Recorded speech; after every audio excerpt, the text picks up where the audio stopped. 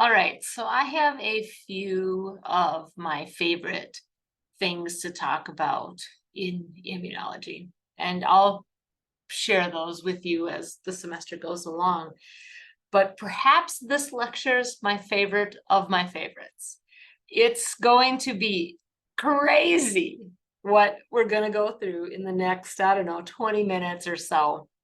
It is kind of a lot, and this video might get a little long. So, and I just don't know if there's a good way to stop it. I think once I start, I just got to keep going, because just like complement cascade, the lecture cascade's got to follow it. And so it's going to be a start to finish kind of thing.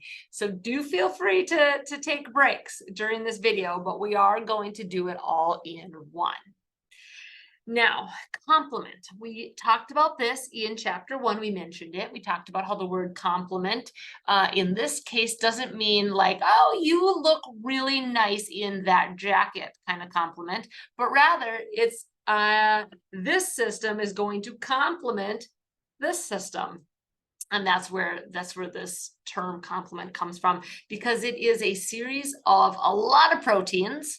Okay, there's going to be over 30 proteins that are involved in complement, and they interact in a very prescribed order to help the host clear a pathogen or complement the innate immune system or adaptive immune system. So really just it's complementing all of the other components of the immune system to help clear a pathogen. That's where the name complement comes from. Essentially, what will happen is there are enzymes that then will make cleavages of proteins that then become active enzymes and then deposit other proteins, and so on, all the way down until eventually a couple things can happen. A bacteria cell can be completely coated with complement protein, specifically C3. C stands for complement. 3 is complement, the third protein, or the whatever. That's how we name it. Okay. And then that pathogen, once it's covered in complement, is very tasty, and bacteria or cells will eat that bacteria, like a macrophage or a neutrophil, okay, a phagocyte.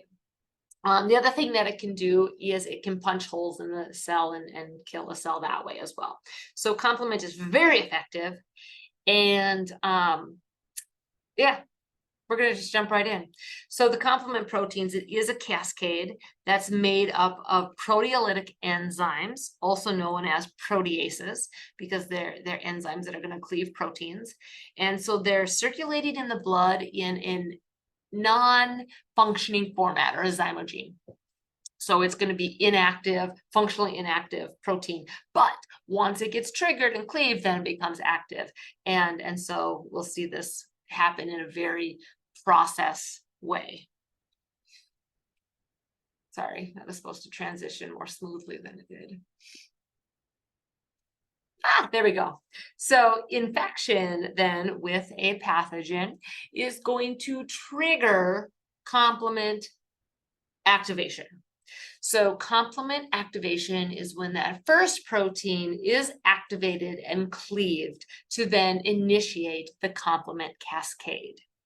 It is a series of reactions where there's one enzyme cleaves a protein, makes another enzyme, cleaves a protein, and so on until things happen. And so each protease is going to cleave and then activate the next protease down the line. So if you ever studied the coagulation cascade, similar type process, different proteins, different outcome, but similar cascading process. Now, what's really kind of crazy about complement, there's actually 3 different ways that complement can be initiated. And we name these complement cascades based on these ways that they're initiated. So the first to be initiated is the alternative pathway. The second to be initiated is the lectin pathway. And the third one to be initiated is the classical pathway. But The naming is kind of funny because classical was the first one to be characterized, and then the alternative was the next, and so that's why it was called alternative. So even though the alternative pathway is the first one that is initiated, the classical pathway is named classical because it was the first one discovered. I know it's going to get crazier than that for sure. The alternative pathway is going to be initiated just by the presence of bacteria. The lectin pathway is going to be activated once the alternative pathway is going and there's a production of the word's not coming to me, acute phase reactive proteins, so acute phase proteins once there's inflammation. And then the classical pathway is activated by antibody. We're not going to talk about the classical pathway in this chapter. That's going to be reserved for when we get to the adaptive immune system. But we are going to talk about the alternative pathway of activation in this lecture. Lectin pathway will be next chapter. Okay, so we'll get to see complement cascade 3 different times this semester. So let's just go ahead and let's start, right? So there are some commonalities, though, across these 3 different mechanisms of activation. And C3 is going to be that common thing. So all 3 pathways, regardless of activation, either times or methods, there's going to be this point that the C3 protein is cleaved into 2 pieces, C3a and C3b. That is, depending on the different pathways, is how that activation occurs and how it leads to, but that is called complement fixation. Once complement is fixed, when C3b will attach to the surface of a protein or of a bacteria. We'll look at that. But this is an important piece, is that central to all 3 pathways is this cleavage of C3 into C3b and the binding of it to the bacterial cell. So here's a really great diagram from the text that shows the 3 pathways side by side, has the alternative pathway as the first one that's being initiated. The lectin pathway will be initiated shortly after the alternative pathway is running, and then the classical pathway doesn't happen until later if the adaptive immune system is activated. So we are going to then this lecture focus on this pathway that ends up leading to the deposition of C3b on the surface of bacteria. And then any of these 3 things can happen. Okay, so this is really what we are looking at in this chapter. So let's go ahead and start. Hold on, guys, just hold on. It's going to be a fun ride. Okay, what's kind of crazy about the alternative pathway of complement activation is that there is the conversion of C3, because it's just floating around, right? This is just floating around at all times, just, around in our blood. And it's in an inactive form. Once it gets close to the surface of a pathogen, so in this space between, like right above the surface of the pathogen, the environment is just slightly different. If we're talking about like chemistry, physics wise, it's just enough different where if C3 comes close to it, water can hydrolyze C3 into the 2 different parts. So this is called hydrolysis. Hydrolysis is a natural process. It just happens where water isn't an enzyme. Water is just water. It's a molecule, but it can cause hydrolysis of C3 in this microenvironment near a pathogen surface. So C3 is a protein made by the liver, exported constitutively. It's always being produced, okay? When this hydrolysis occurs, it doesn't fully break C3 into C3a and C3b, but rather it converts it into this hydrolyzed form called IC3. Okay. IC3 is formed whether there is an infection or not, because this pathogen surface doesn't have to actually be like a raging infection. It could just be a random bacteria that got in here or there. Well, I guess this is really IC3. Okay. This is IC3B. Because IC3 is in the form it is, it's going to attract something called factor B. Factor B is a protein that will then bind to IC3 and make IC3B. How's that for starters? Okay, remember, this will happen regardless of if there's an active infection or not.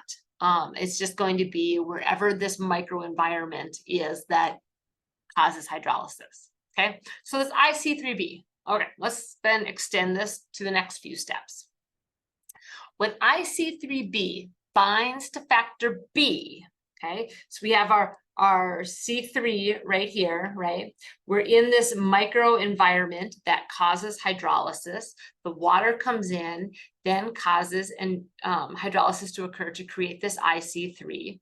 IC3 then will recruit in factor B.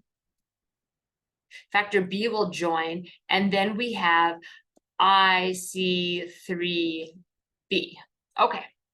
IC3B then is going to be susceptible to cleavage by another protein called factor D. So here we have factor D.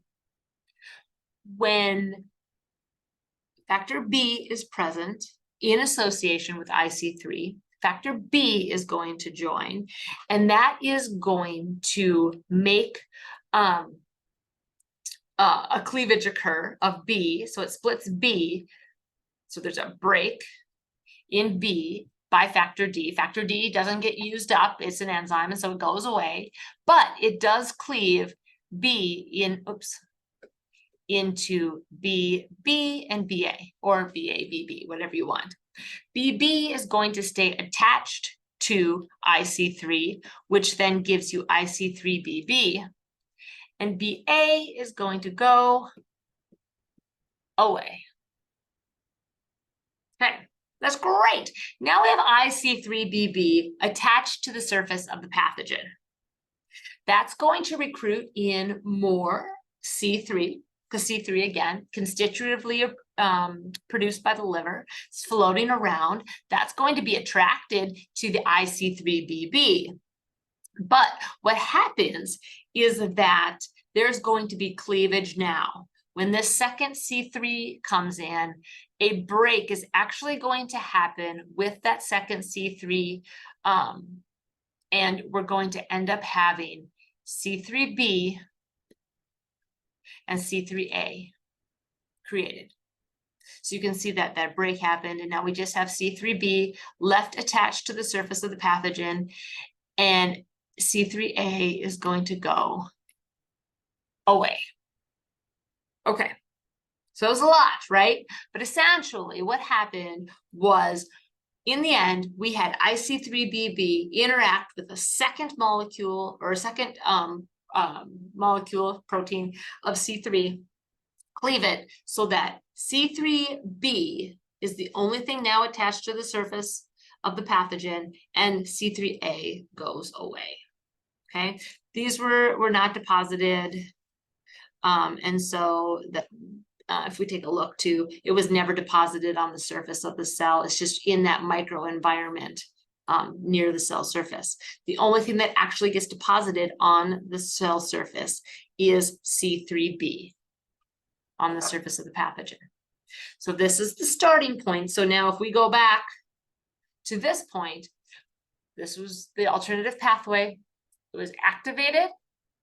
There was an environment that altered C3, brought in B, brought in D, and then allowed for the breaking of C3 into C3B, and then it binds to the surface of the pathogen. So that's where we're at. Okay, so now let's see then what happens with C3b. Well, C3b also is very attractive to factor B.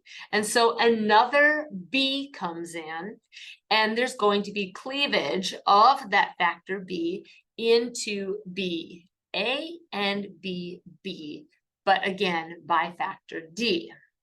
We'll take a look at that in the next slide. BA goes away, BB stays attached to C3b. So now we have C3BBB, which is silly to say. So instead, we call this the alternative pathway C3 convertase, because what this molecule, this combined molecule does is it will cleave lots of C3. So C3BBB is also called the alternative C3 convertase. So let's go ahead and look at that in picture form. Okay, so this is where we left off, where we have C3b attached to the surface of the pathogen. That is going to, so here, this is where we're starting with the C3b attached to the surface. That brings in a B, but then B, so B comes in and joins, but that also then recruits in a factor D. Okay, so factor D joins. We know factor D splits B into BA. BA goes away. Oops. And BB stays attached to C3b. So now we have our alternative pathway C3 convertase. And it is a positive feedback loop that is going to cleave lots and lots of C3 into C3a, C3b, C3as go away, and C3bs get deposited on the surface of the pathogen. So we have deposition of C3b, and eventually the pathogen is going to be coated with C3b all over the place. Well, that's not so bad yet, right? Okay, hold on, there's more. Okay, so we could have a situation where there could be just runaway of a whole bunch of C3b on the surface.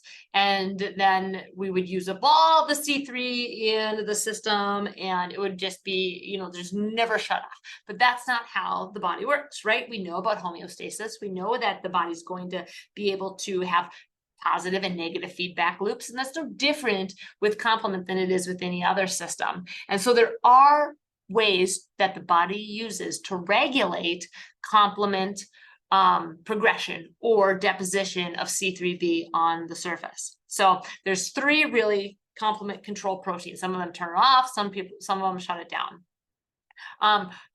Perperdin or factor P is one, and that is going to accelerate the deposition of C3b because it is going to bind to our C3 convertase, make it stable, and so now it's stable, and it can cleave and cleave and cleave and cleave C3 into C3a and C3b. C3p gets deposited, and so that's going to increase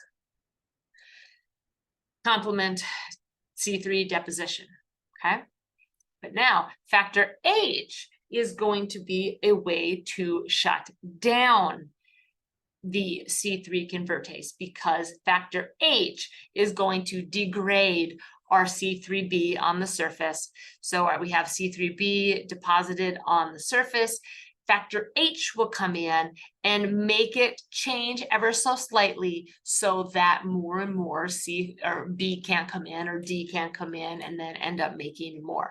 But rather, it will recruit in factor I, and so together I and H block C3b from binding with BB, making convertase. And so eventually then we'll shut down because this is going to be non-functional. It will not be able to cleave C3. So this one actually shuts down complement action.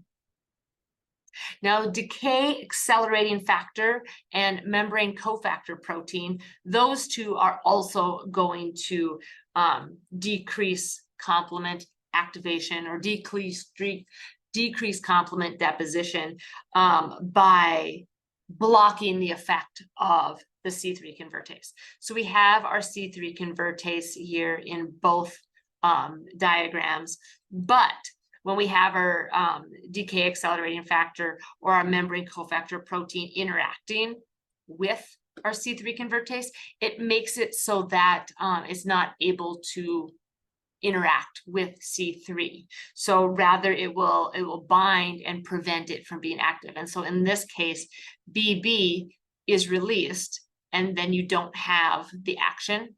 So this is not going to be a functional C3 convertase. And then in this case, with the membrane cofactor protein, it recruits in I, and we saw I from up above here. I will bind and make C3b non-functional. So both of those will shut it down. So pretty great that we do have preventative methods, or in this case of piperidine, is to increase complement. Okay, let's now look at the outcomes that can come about with complement activation, at least by the alternative. Well, actually by all the ways, but we're still looking at alternative pathway. So this C3b that is all over the surface of our pathogen, C3b is delicious to a macrophage. Okay, I don't know if it tastes very good, to us, but macrophages sure have a they really like it. Excuse me. So here is a macrophage. A macrophage is one of the best phagocytes that our body has. It is a one of the first cells to go in and start to engulf bacteria. And it is part of the innate immune system as well as the adaptive immune system. And so macrophages live all over the resident tissue cells. We don't see them a lot of free floating in the blood, but rather they probably circulate in the form of monocytes. And then when they migrate from the blood into the tissues, then they become super vacuolated, and their cytoplasm grows to be larger. Their nucleus tends to get a little bit more less condensed, a little more airy, and they become resident tissue cells. And so they're long-lived, and they just eat stuff. They just eat and just eat up bad tissue, eat up bacteria to clean up tissue. So macrophages have these little receptors on their surface all over the place that are called complement receptors, or CR for complement receptor. And we have complement receptors 1, 3, and 4. Now, complement receptors are going to recognize complement. Specifically, they're going to recognize C3. Okay, now I like to say that, well, C3b, I should say. I like to say that C3b is delicious, right? It's called an opsonin. We're going to use the term opsonin a lot this semester, but you can think of opsonins kind of as like the condiment that you would put on your hamburger or your hot dog. It's the ketchup, it's the mustard, it's the things that make your food taste better. And opsonins are going to make bacteria taste better to phagocytes. That's what we say, like, to be funny, but for real life, it's just that they have receptors that recognize C3b, and so it's receptor-mediated endocytosis. It's not that the bacteria are more tasty, but that's a little bit easier way to think about it. So let's look at this in a diagram. So when we have a bacteria cell here, so this is our bacteria cell, and it's coated with C3b on the surface all over because it's been deposited because of complement. all of these complement receptors on the macrophage will bind to that C3b on the surface. This binding then creates an attachment of the bacteria then to the macrophage that will then cause endocytosis to form, or endocytosis to occur, and it will internalize and start to fold the cytoplasm around, creating the phagosome. So it's receptor-mediated endocytosis in its truest form, but we call it cell eating. Phagocytosis, there we go. Once this occurs, then proteolytic enzymes are going to be released into this vesicle, break down the bacteria, and then release it out. That's one thing that can happen. So phagocytosis is one result. Another result is the forming of the MAC, M-A-C, or we'll call this the membrane attack complex. Okay, this is going to involve additional complement proteins. So namely complement 5, 6, 7, 8, and 9, which is nice, they're in order. So we have our C3b on the surface of our cells. Okay, so we're back to the point where we just have C3b on the surface. Well, another C3 is going to come in. It's going to be cleaved and to C3a and C3b. We know C3a goes away. So then you're left with a C3b with a BB and an additional C3b. So we call this C3b2 BB, but that's a lot to say. So that's kind of crazy, but anyway, so that is going to be attached. Well, that is going to cleave C5. So because it cleaves C5, instead of saying C3b2BB, we call this the C5 convertase. But it's of the alt pathway. Okay, the C5 convertase is going to cleave C5 into, I bet you can guess, C5a and C5b, right? Okay, so so then we have our C3 or C5 convertase. Our C5 comes in, joins, gets cleaved. C5b is formed as well as C5a. So what will happen then is C5a goes away. I guess I should have put that, right? So this goes away, which is nice because it starts with an A, and so does away. C5b isn't going to so much, it's going to interact. It's going to bring in other proteins. So C5b, while it's hanging out really close to the pathogen, it's going to recruit in a handful of other proteins. And that's where this membrane attack complex forms. So C5b is going to be present. It's going to bring in C6. C6 will join, which will bring in 7, which will then bring in 8, and then they're going to insert into the membrane. And then once C5, 6, 7, and 8 are all together, that will then bring in C9. C9 is going to polymerize in a bunch and make around. That's what it sounds like when it's being made, and it will create a pore. So look at that. Okay, so this is hypotonic, and because it's hypotonic, it's going to have a higher water concentration. Water is going to rush in. There we go. Water will rush in. Nutrients will rush out. As water rushes in, it'll bust the cell. Let's see here. Okay, so here's an actual electron micrograph of membrane attack complexes. Look how many are all over the surface of this bacteria cell. There's so many, and you can about imagine if you have that many pores inside the cell, how much fluid is going to be rushing in, and then so a huge influx of water. And then also the things that will come out will be like the electrolytes and the other proteins, because it is hypertonic. But water will rush in and then cause lysis of the cell. And then here is a protein diagram that shows our C5b, which then combines with C6 and C7 and C8. And then C9 is polymerizing all the way around to make that full membrane attack complex, a pore.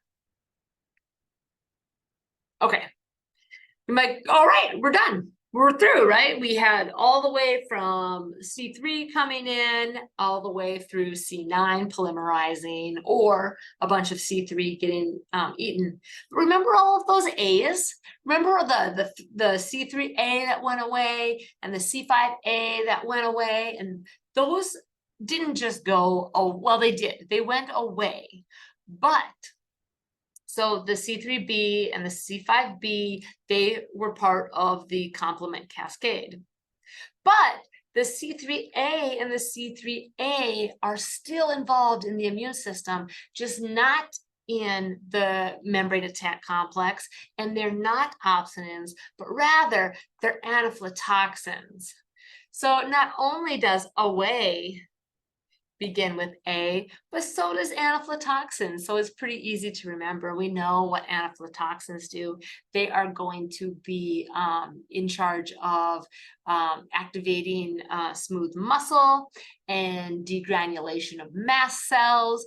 And when those mast cells degranulate, they're going to release histamine and other vasodilative substances that are going to make the endothelial linings leaky and allow for fluids to rush out of let's see which way the fluid's going to rush this time.